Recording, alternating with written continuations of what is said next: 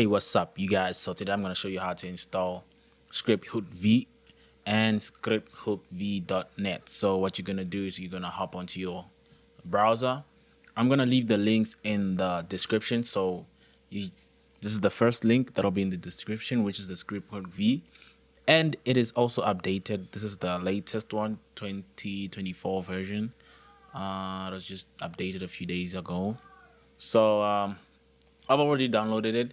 You're gonna download that, and then once you're done, you're gonna skip on to the next link, which is ScriptHookV.net, and then you're gonna scroll down, and you'll see a link. Okay, it's 3 links. You're gonna select the zip one, which has 999 gigabytes. You select that, you download it, and then once you're done, like I said, I've already downloaded mine. You're gonna go into your files. All right, so what you do is that you just put them where you'll find them, maybe in the desktop if possible. So I'm just gonna go ahead.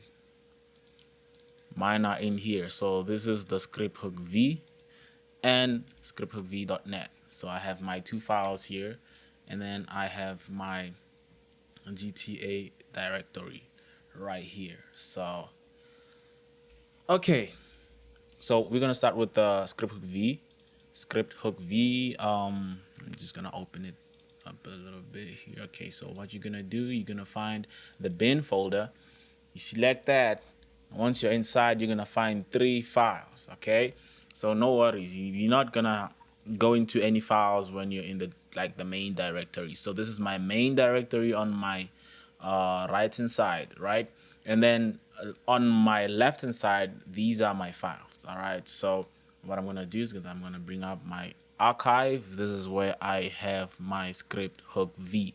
So I'm gonna take the ScriptHook V .dll and the dispute 8. All right, is it the input? Yeah, the input 8. You're gonna throw them into your main GTA directory. I already have them, so I'm not gonna do that. So I'm gonna close it, and then next is ScriptHookV.net.